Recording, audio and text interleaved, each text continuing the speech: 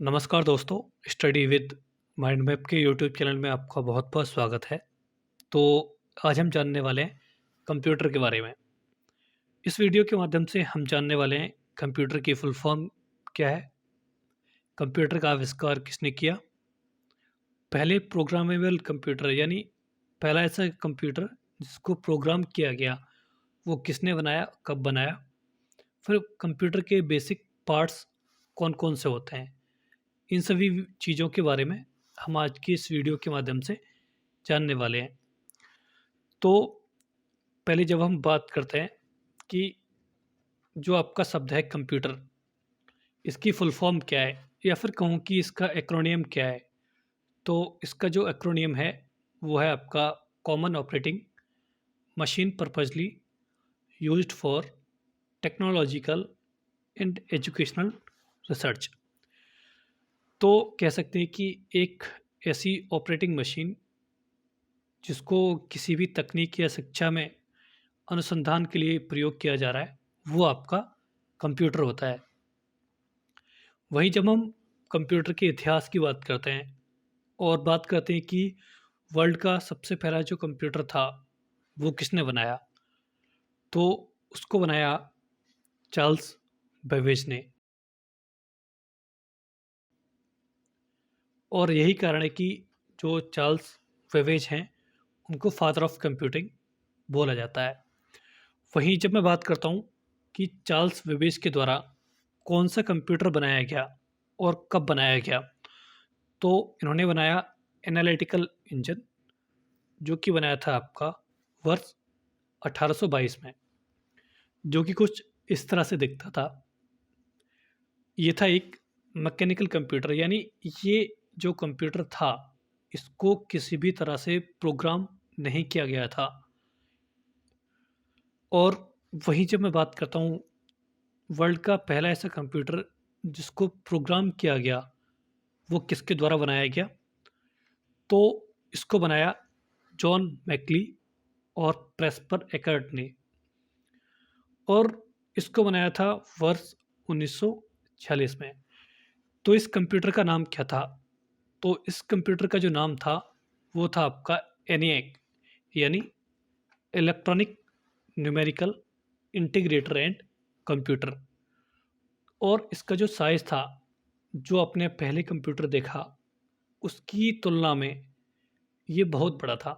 या फिर कह सकते हैं कि आज के हमारे जो कंप्यूटर होते हैं उसकी तुलना में ये जो कंप्यूटर था आपका एनिएक, वो बहुत ही ज़्यादा बड़ा था। तो ये तो हमने जान लिया कि कंप्यूटर का जो इतिहास है वो क्या रहा है, कैसे हमने एक मैकेनिकल डिवाइस से उसको एक प्रोग्रामेबल डिवाइस बनाया, या फिर कह सकते हैं ऐसी डिवाइस बनाया जिसको हमने प्रोग्राम कर दिया। और जब हम आज के कंप्यूटर की बात करते हैं तो इसको हम 2 भागों में बाँट सकते हैं। पहला आपका हार्डवेयर, दूसरा होता है आपका सॉफ्टवेयर। इसकी चर्चा हम आगे भी करेंगे, बट सबसे पहले हम जान लेते हैं हार्डवेयर के बारे में। तो जब मैं हार्डवेयर की बात करता हूँ, तो कंप्यूटर का ऐसा भाग जिसको आप छू सकते हो, वो आपके हार्डवेयर होते हैं।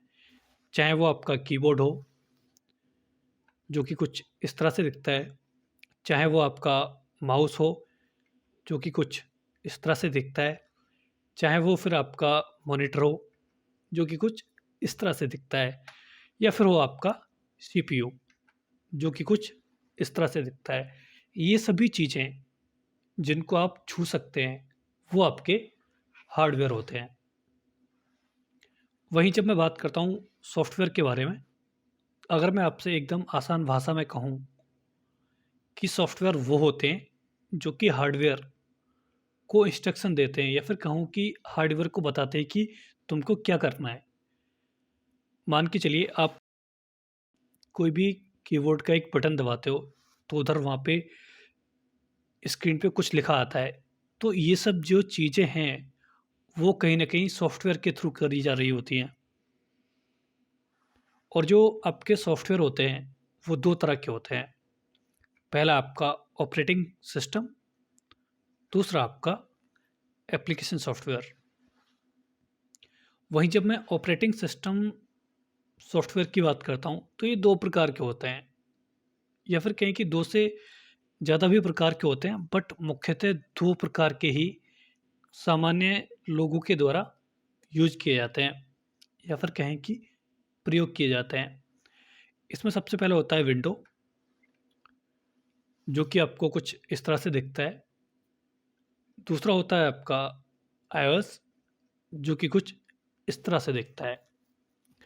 वहीं जब मैं बात करता हूँ ऑपरेटिंग सॉफ्टवेयर या फिर ऑपरेटिंग सिस्टम सॉफ्टवेयर, तो आसान भाषा में ऑपरेटिंग सिस्टम को आप इस तरह से समझिए कि ऑपरेटिंग सिस्टम वो होते हैं जो कि एक कंप्यूटर को कंप्यूटर बनाते हैं। मतलब जब तक ऑपरेटिंग सिस्टम नहीं होगा, तो जो आपका हार्डवेयर है, वो एक हार्डवेयर ही रहेगा। वो आपस में कम्युनिकेट नहीं कर पाएँगे।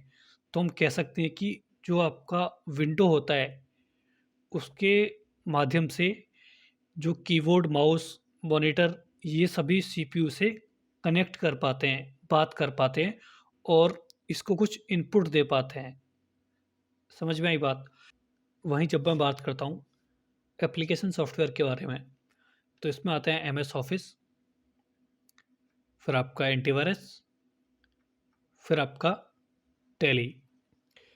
तो अगर मैं आसान भाषा में ऑपरेटिंग सिस्टम सॉफ्टवेयर की बात करता हूँ, तो ये वो सॉफ्टवेयर थे जो कि आपके जितने भी हार्डवेयर थे, मान के चलिए आपका कीबोर्ड था, माउस था, मॉनिटर था और आपका सीपीयू था। इन सभी चीज़ों को जो आपका ऑपरेटिंग सिस्टम है, वो जोड़ता है। अगर आपका ऑपरेटिंग सिस्टम है और आप माउस से कोई भी क्लिक करते हो, तो वो आपको मॉनिटर पे दिख जाएगा। उसका काम बस इतना ही था कि उसने बस एक कंप्यूटर बना दिया। अब आता है आपका एप्लीकेशन सॉफ्टवेयर। अब मान के चलिए आपका कंप्यूटर अभी रेडी है और आपको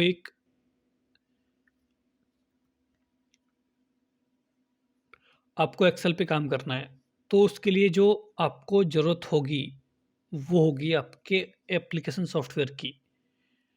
अगर आपको ज़रूरत है एक्सेल लिखने की, तो आपको एक्सेल वाला सॉफ्टवेयर चाहिए। अब अगर आपको ज़रूरत है कि आपका जो कंप्यूटर है उसमें वायरस ना आए, तो उसके लिए आपको एंटीवायरस की ज़रूरत होगी। अगर आपको कंप्यूटर पे टैली पे काम करना है, तो आपको टैली के सॉफ्टवेयर की ज़रूरत होगी।